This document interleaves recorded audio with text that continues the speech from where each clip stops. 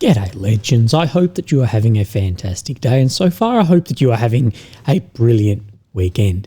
Now, thank you for being patient with me. I know I've had to have a couple of days off, and honestly today I feel like I've been reawakened from the dead. I got very, very unwell on the trail end of my 8th round of chemotherapy, but that round is done. 4 more until weekend finish, so by the end of the year, fingers crossed, we'll be finished this treatment. Thank you for all of the well wishes. But I've had a rough couple of days. But have you ever been that triggered from a Twitter post that you then deploy nuclear submarines? I don't think you have been, but at least one person now can say that. So today, as always, of course, there's a lot to talk about. We're going to talk about Trump losing it, crashing out, speaking about tariffs to India, to Russia, to Medvedev, to casualties that are ridiculous and completely based in zero facts at all. And if this is the intelligence that American intel services are providing to Trump, we have bigger problems than David D being a former intel guy. So we'll talk about that. Of course, that situation will be the meat of this video. We're going to extend on that into India a bit more. You know, Trump, he likes to shit talk, and we all like to shit talk, but talking about India's economy. And at the end of the day, India is a powerhouse, and look at their population, look at their potential power, look at the latent power, and have a look into the future, or go for a walk around your street if you live in Canada, Australia, America, wherever, and you'll slowly see this bubbling away of power. We'll talk about more of that, what's to come in the coming decades, as well as independence, sovereignty. Of course, we'll be looking at the maps and geolocations. There's a lot in that to go over, and we'll start with our typical miscellaneous folder. So bear with me, there's a lot to go over. So on the night of the 31st, Russia had its largest Iskander-K attack on Kyiv since the start of this war, with 13 consecutive strikes being seen in this video on Kyiv. And this tells us a lot. Now, as you are aware, I don't care for things just going bang. It's part of a war. Same as casualties in attack. Of course, I hate that young people, young men, young women, just people in general are dying in this war. But you cannot base an attack off something going bang or not, or a loss or not a loss of personnel equipment and the success of that attack. You need to look much wider, especially in an attritional protracted war like this. But why we bring this up is it tells us a lot about the production of missiles like the Iskander-K, that we were told missiles like this could not have been produced post 22 sanctions, and as well the air defense situation that is occurring currently in Ukraine. And this is not going to help this. That we have seen for the first confirmed time the Garan 3. Of course, you had the Garan 2, the lawnmower one, and the Garan 3, this slightly reduced radar cross-section, although these vertical stabilizers don't help that. But of course, the engine over the top does help that. So it's reduced. RCS is all about reduction. There's always going to be something. It's just reducing that. Therefore, you've just got a smaller target to hit. But there are some large improvements to this. So that we used a new Garan 3 with jet propulsion. So, of course, they're going to be going much faster. They can also go lower and track or much higher. And this, of course, becomes a huge problem because they can be much higher than the machine gun or even Gepard, the barrel-style SPG, either from mobile artillery groups with 50 cal or Gepard, much higher than they can hit. So you're going to have to hit this with a missile if you're going to intercept them, which is very, very difficult. Saying it's essentially a cheap cruise missile at 10 to 15 times less than a slightly inferior caliber. Now, many are saying that this system is well over $1 million to make. I don't believe that it's going to be that much. Western media is saying that. They also said the Garan 2 was in the hundreds of thousands. Again, the problems with this is it flies faster and higher. It can dive more steeply and it can carry a larger warhead already for the air defense problem Ukraine has. and more of these in the sky can strike that. Therefore, your more expensive, more superior systems as your cruise and ballistics can come in. There's a new term which I have heard about, which I'm going to be using from now on, called Russophrenia. The belief or idea that Russia is simultaneously about to collapse and also take over the world. And I think the entire senior command of NATO and the EU have Russophrenia, and a large majority of the online community. It's a really good term, especially Mark Rutte. He is king, commander, dictator of the Russophrenia crowd. I have one more bit here to look at. And this is just ridiculous. Trump. Truth.com. I've just been informed that almost 20,000 Russian soldiers died this month in the ridiculous war with Ukraine. Russia has lost 112,500 soldiers since the beginning of the year. That is a lot of unnecessary death. Ukraine, however, has also suffered greatly. They have lost approximately 8,000 soldiers since January the 1st, 25, and that number does not include their missing. Ukraine has also lost civilians, but in smaller numbers, as Russian rockets crash into Kyiv and other Ukrainian locales. This is a war that should never have happened. This is Biden's war, not Trump's. I'm just here to see if I can stop it. No, at this point, and your previous administration, this is as much your war, Trump, as anyone else's. Now, this is interesting because the US and Ukraine would have a far better idea of Ukraine's casualties than Russia's. There's probably going to be more information sharing there. So approximately this many for Ukraine and this many for Russia. But don't pay attention to these figures. This is nothing but propaganda to get a reaction of audiences, maybe, hopefully, for Trump. He's hoping to get it off the Russian population. But this, if we exclude the missing that Ukraine has, which we know Ukraine has a huge amount of missing, we know there's a number of reasons why there's no declaration of KIA to maintain that MIA, from payouts to battlefield situation, etc. But what this is a 14-to-1 ratio, and that is fucking ridiculous. With the overmatch of drones, of artillery, of glide munitions, you name it.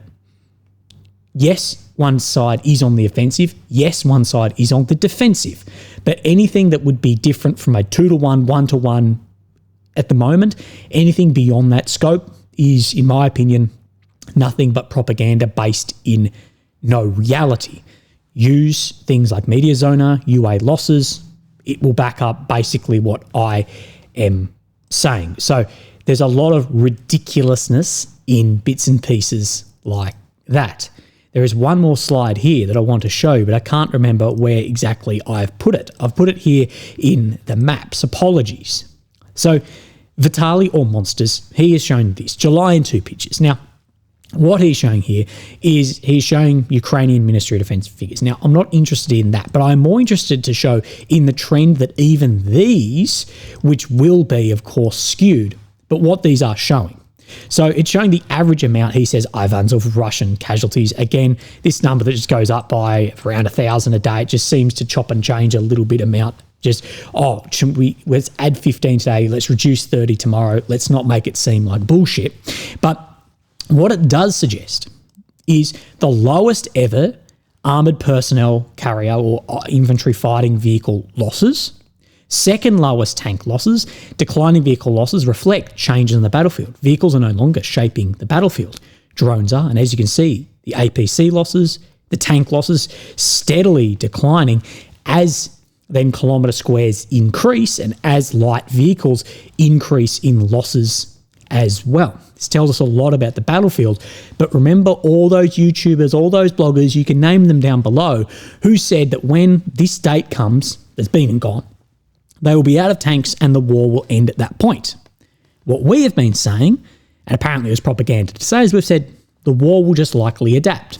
Whether it's forced adaptation through the non-availability of that system or forced adaptation through building counters to that system, the war will adapt. Russia or Ukraine, X, Y, whatever country, never underestimate under the pressures of war the adaptations that can take place. And we see these then record low losses here too, and then we can see record then gains as well for 563 kilometre squares on the deep state. Wait for Surak and AMK. I think that number will be significantly more than this. But we're getting ahead of ourselves. Well, let's not talk about the maps just yet. Let's talk about Trump and former president, basically shadow president, Dmitry Medvedev. Now, we reported this back on the 29th. Trump's playing the ultimatum game with Russia, 50 days or 10. He should remember two things. Russia isn't Israel or Iran, so it has significantly more power than somewhere like Iran and significantly less influence both ways than Israel. Two, each new ultimatum is a threat and a step towards war, not beating Russia and Ukraine. Not between Russia and Ukraine, but with his own country. Don't go down the Sleepy Joe road. And whether this was just tweeting into the abyss or looking for a reaction, he got one. He got one all right. So Trump is tweeting things like this, or truthing, or whatever you'd like to call it. I don't want to call it truthing, but based on highly provocative statements from the former president of Russia, Dmitry Medvedev, who is now the deputy chairman of the Security Council of the Russian Federation, I've ordered 2 nuclear submarines to be positioned in the appropriate regions. Now, do I think that nuclear submarines are going to really be moving?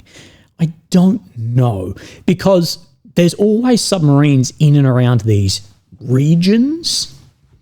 So maybe it's just using something that's already there to be able to back up this statement. But just in case, these foolish and inflammatory statements are more than just that. And I can tell you right now, it's just foolish and inflammatory.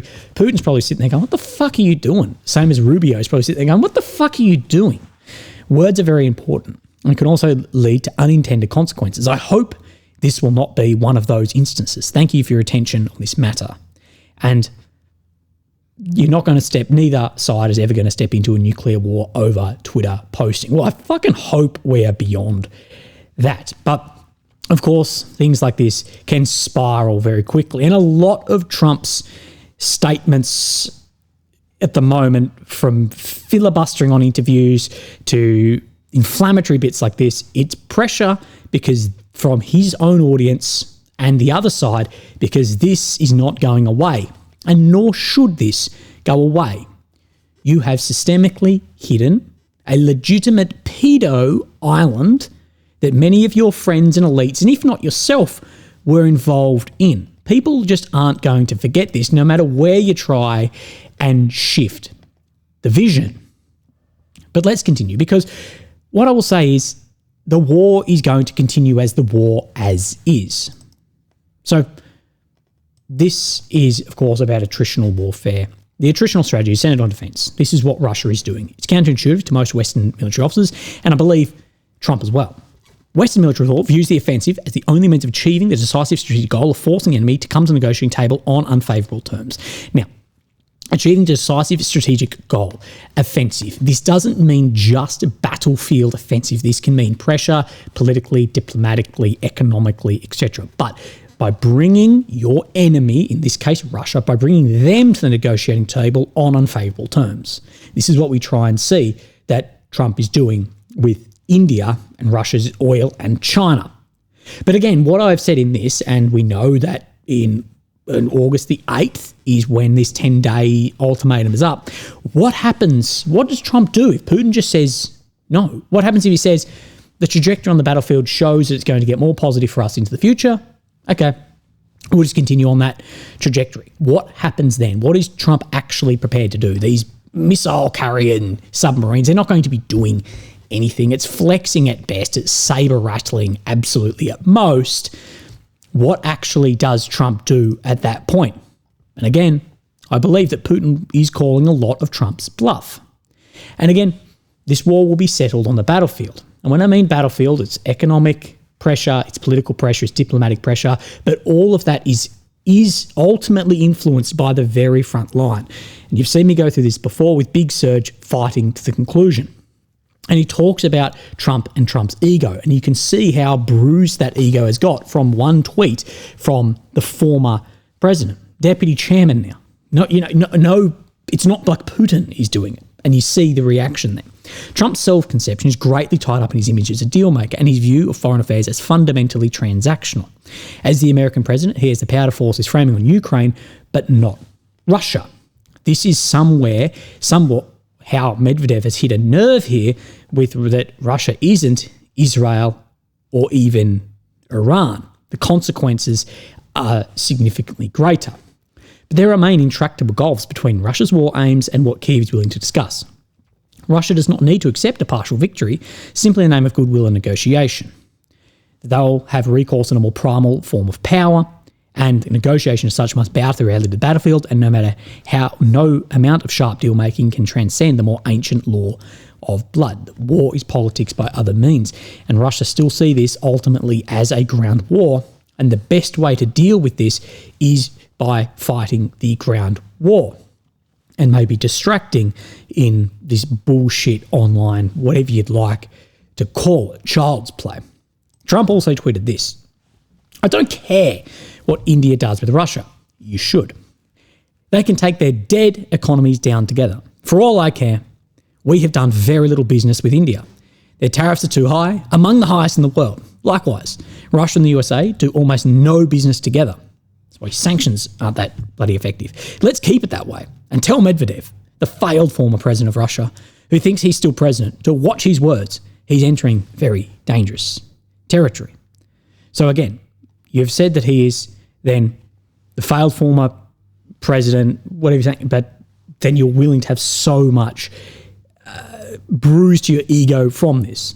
But let's talk about India, and we're going to extend a lot further on India in these slides, and we actually look at oil, we'll look at oil prices, and we'll talk about the buffering that Russia and India can do around this.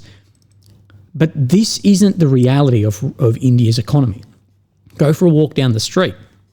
You'll see a lot of Indians. And I've asked ChatGPT, and I have tried to be, look, this is the best answer we're going to get from this rather than speaking to someone who studies this, okay? But it gives us a good baseline, even if some of the figures may be slightly off. I said, try and be as precise as possible and add nuance if needed. On current trajectories, tell me India versus America. On GDP and purchasing power parity by 2050 and their populations. Also show separately India's diaspora by 2050. So, of course, the amount of people that live out of India. GDP projection by 2050. India, by PPP, 58 to 62 trillion. America, 38 to 42. 22% or 14%. India is expected to overtake the US in PPP terms well before 2050. Already did in around 22. Growth is driven by a younger population, services expansion, infrastructure development, and energy access. Population. We know population matters a lot when we're talking about economies, to war fighting, to all sorts, of even then immigration as well. Population by 2050. Total population be around 1.7 billion. America will be 3.75 million. That's a weird way to say it. Median age is going to be younger, and urbanisation is increasing, although it won't be where the US is. But this is something that people don't take into account as well, the diaspora of India's global diaspora by 2050. I think it's going to be significantly larger than this, but 40 or 50 million people.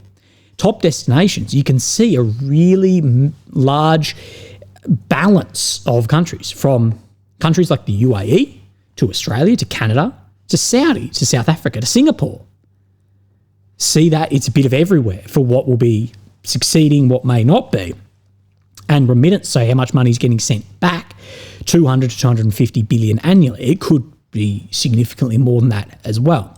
So no, Mr. Trump, it does matter a lot, and these are not dead economies, and obviously you do care about the deals getting done.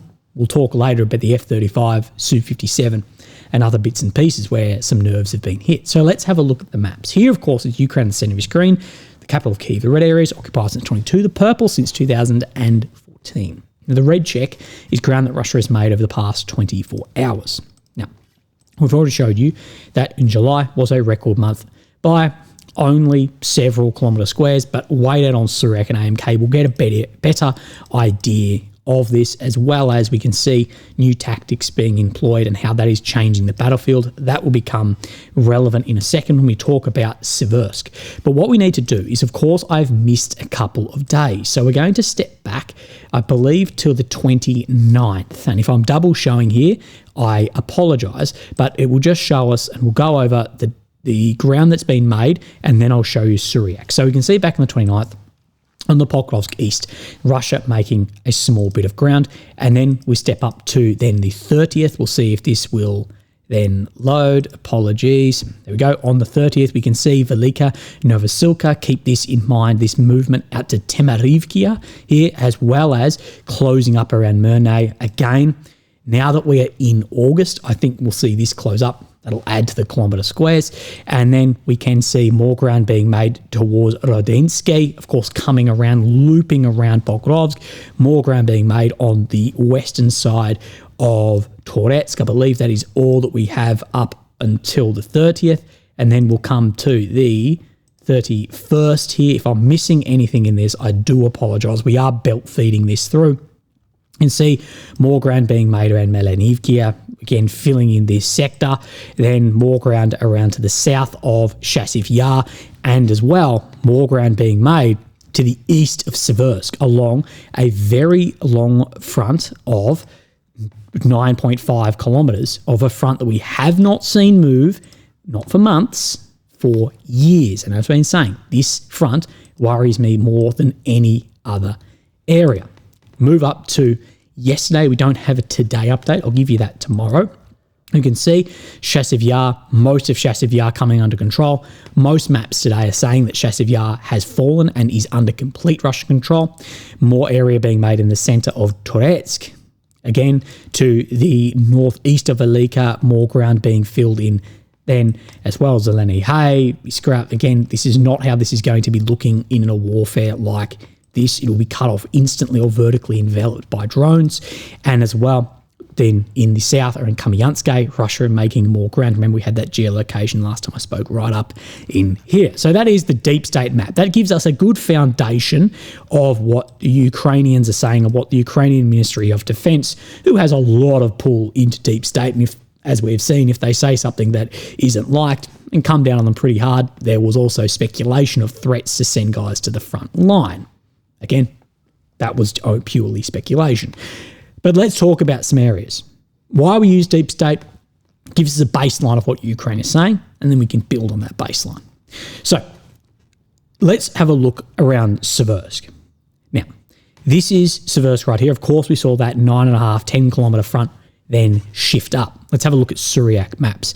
Now, here's showing this in separate stages. Again, the grey zone has never shown where the Russian forces were out in the Kremenar forest. We can see down in this to the south of Verkhonomayanske. It's now looking more accurate, but isn't showing that one large movement at a time. This is what happens when you ignore certain areas for time and time and time, is when you show it, you have to show a big step rather than this slight just grind.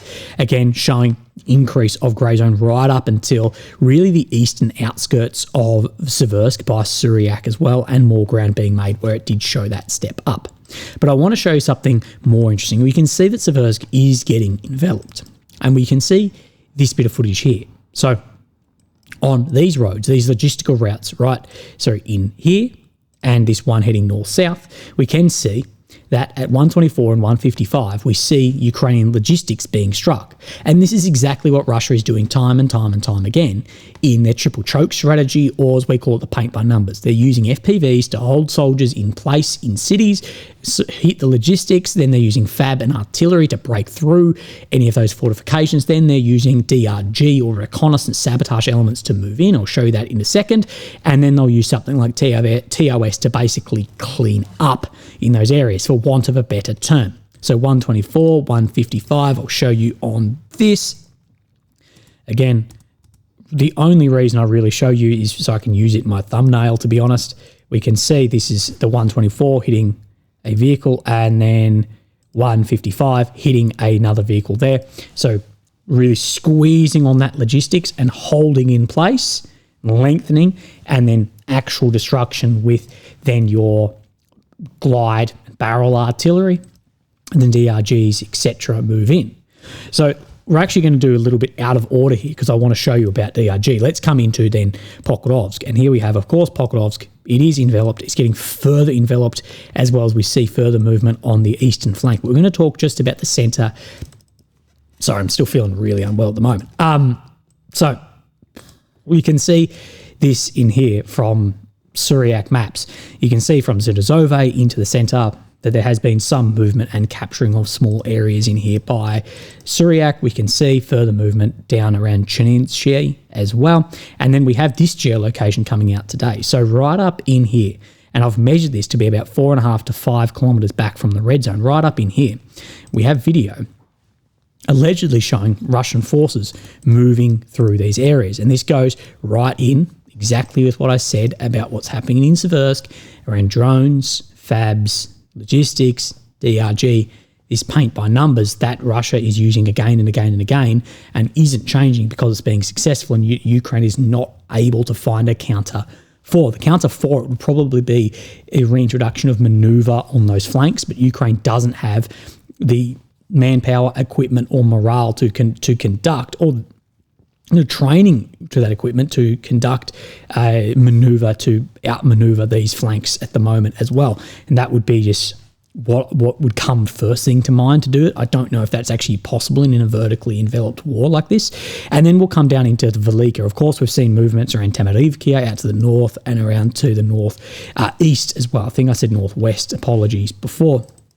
And let's have a look here. So we have multiple updates. Of course, this is right out. We have Ivanivkia. We see Syriac is saying right towards the border of Dnipropetrovsk that all of this down is under Russian control. Again, this is more likely. It may look like this. It may look like this. But my understanding of attritional protracted war, it's more likely to look like this. That was his first update. His next update was right down around then Tamarivkia as well. You can see where this road is running and movements coming right up onto here. We can't get this small Obatne, I think it is, village down in here saying Tamarivkia has come under Russian control. And that isn't from nowhere. We have military summary releasing things like this. Tamarivkia, we have at 152 and 211 Russian flags going up in Tamarivkia. So let's go on to this. We have at 153 flag going up, 2 and then to 11 flags going up. Now, a lot will always push back and say these are only flag planting operations, that they were then pushed out. This area still showed as, well, only half of it grey. It's definitely more than half grey. But again, it's likely the Russians now have that under control. Let's push on to here. That they captured Tamarivkia and west of Zelne Pole. So then Zelne Pole, basically all the way up, this is Malivkia in here, that they're saying from here all the way down is under Russian control as that steps forward and is stepping massively into the not only Dnipro, but also the Zaporizhia oblast as well. And this is one of the big things that we need to look at, and we speculated about a while back, was everyone has this idea that there's going to be this push, of course, into the north and try and come around the back of Siversk and also down from Terny. But there is a lot of people like myself who have spoken about Velika Novosilka when that fell, and that there will be a northern push until they're around behind the Ukrainian line, and then a dead western push. So just keep an eye out for that, because it may happen little by little, but we'll step back a month and go, oh shit, that is what is happening. We have one final map update in here. We can see this area, if it goes well, we can confirm this area coming under control, though showing more, and that this area all the way through is flattening out all the way from basically Ivanivkia all the way down to Malivkia, that this is all one area at the moment, that it's more looking like this. What realistically would be more likely at this point in time. But again, wait out on that. We don't have anything to confirm that exactly, at least from two sides. So let's keep belt feeding through the maps. Let's move on to the Pokrovsk eastern side, this flank that's moving out around Pokrovsk. And you can see from Syriac on his first update, more movement moving through the Telecons as well. You can line these up of where then these reservoirs are, this movement toward Rodinske as well. And then his next update here, you can see significant amount of control. Syriac is claiming that it's moved right up around Rodinske, which is here, and onto this road right in here, as well as through Maliak, all the way to Novoshakhove as well. Again, this is looking for that hole that sits in the defensive lines there. And if this is true, this is some, here to here, say 4 kilometres different from the map, which, you know, we see a lot of that. But let's for a second suggest that this is true, that the Russians, as per Syriac, are up to here.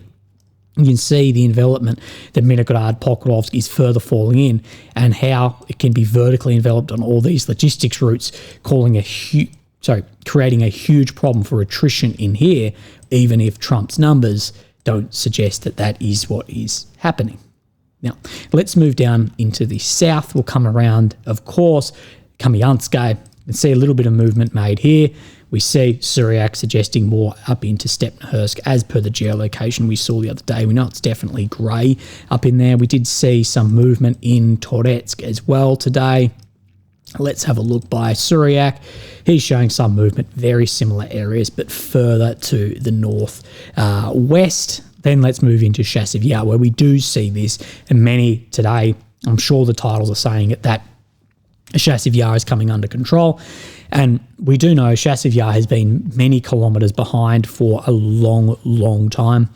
On this front, last week, Russian army managed to take the district of Pevdieny to the south of Chasiv Yar, ending the urban battle for the city, bastion of the Ukrainian army, for 16 months. In addition, more Russian forces managed to enter the Perechny, where the fighting takes place now. So moving right down on the south, right down into these sectors as well, and finishing the battle for at least the urban district of Chasiv Yar.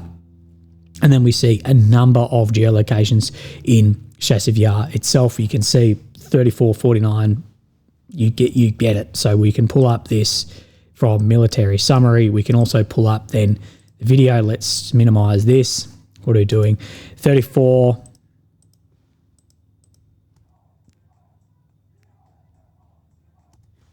Oh, a bit too far forward. You see a flag all the way through to then 153 as well. Many, many flags going up all through Chasiv Yar, all through these areas as well, well outside of the grey zone. And if there's flags up, we know it's at a very minimum grey. Let's move our way up into then Terny. Of course, this is an area that is enveloped with a small opening that is playing into Russia's attritional strategy at the moment. So we're going to bounce around just a little bit here.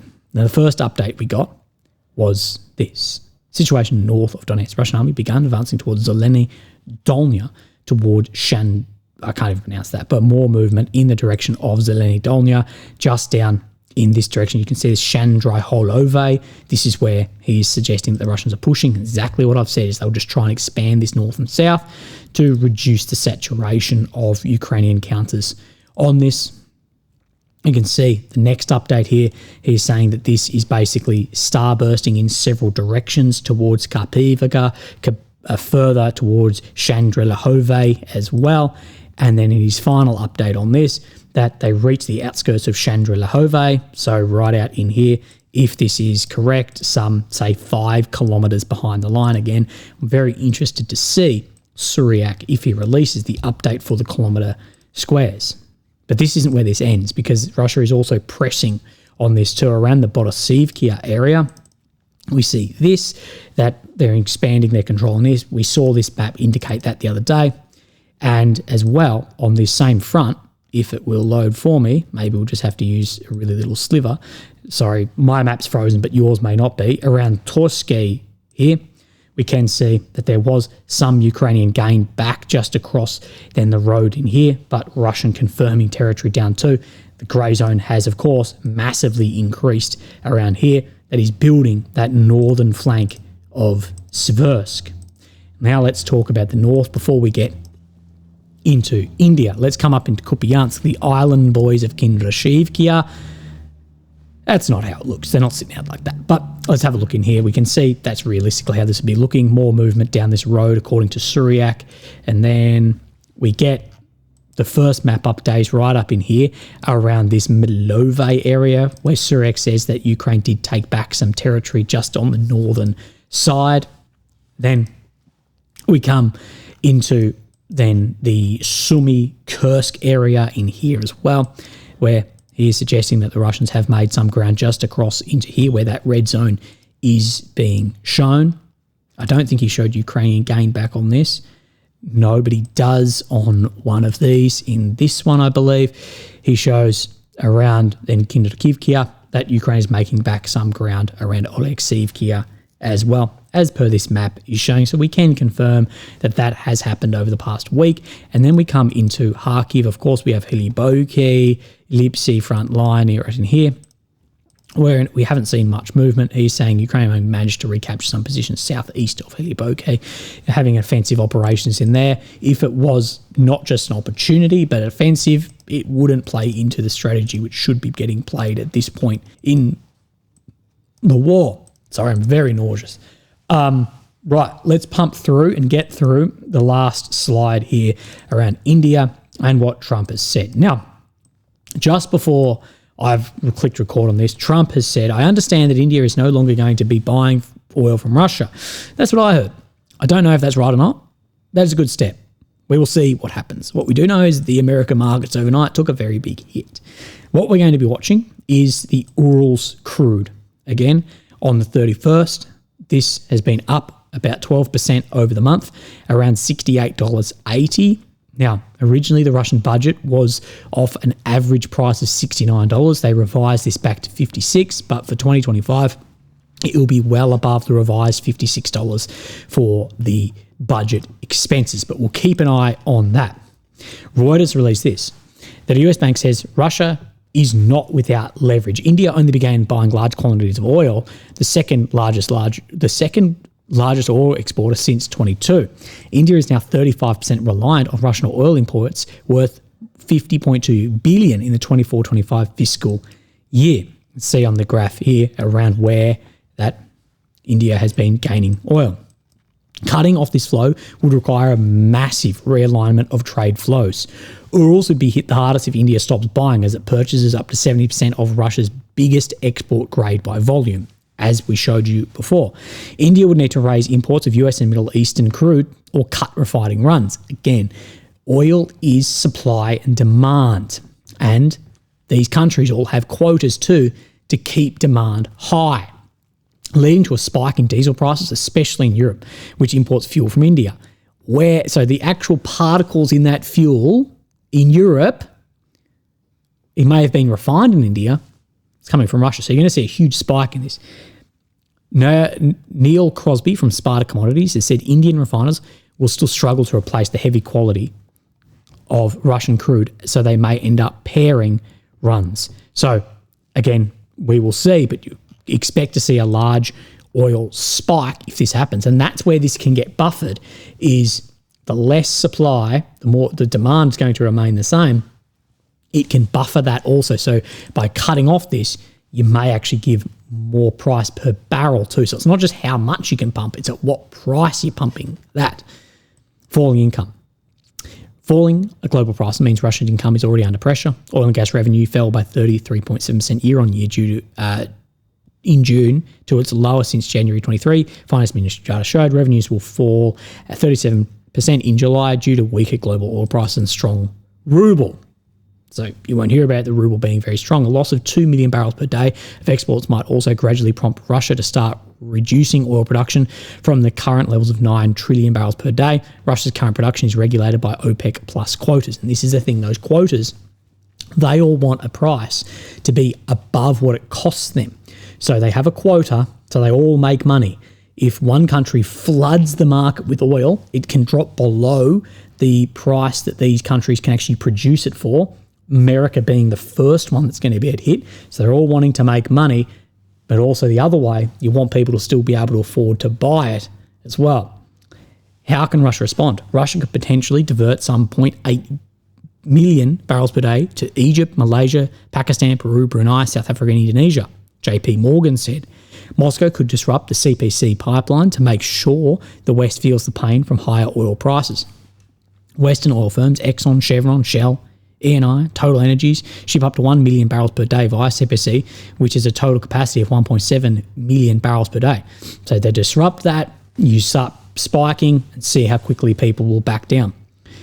Mr. Crosby unfortunate last name, has said if we get a visible and substantial difficulty in clearing Russian crude and Putin shuts off the CPC, oil prices might get well over the $80 per barrel, possibly a lot more, increasing cash flow for a fiscal economy. JP Morgan said the Trump administration, like its predecessors, will likely find sanctioning the world's largest oil exporter unfeasible without spiking oil prices. And this is in relation to what Trump said about India and Indian oil as well. And after these tariff questions, there are questions being asked, or tariff threats, if India will still buy the American F-35 or maybe the Su-57 is back on the table. And I've shared this with you before about what a contact of mine sent across some time back. India is probably the best example of a non-superpower sovereign state. They are not energy independent, but import a balance of their energy from both Middle Eastern nations and Russia. For defence, they have a fairly significant local military industrial complex and complement that with a fairly balanced blend of European, American and Russian weapon systems. With respect to trade, they have a fairly wide cross-section of trading partners and are part of both SWIFT and BRICS settlement systems. So while it remains possible for one side or the other to threaten to withdraw X interaction from India, they always maintain an option to simply pivot into the arms of the other side, as the US doesn't want to push India closer to BRICS nations, and as the BRICS nations don't want to drive India closer to America. You can see this with anything from fighter jets to missiles to oil to energy. A fairly civil and balanced equilibrium is maintained whereby India is more or less established its own foreign and domestic policy without fear of drastic aggression from outside nations. This is the best example of the sovereignty through diversity or neutrality approach. And as we see in my earlier slide about the power that will become in India over the next decades, but we are yet to see if that can actually be harnessed efficiently. Legends, I need to either go and have a lemonade or throw up or something. Look after yourself, have a great day, and hopefully I'll speak to you tomorrow. Thank you. Bye-bye.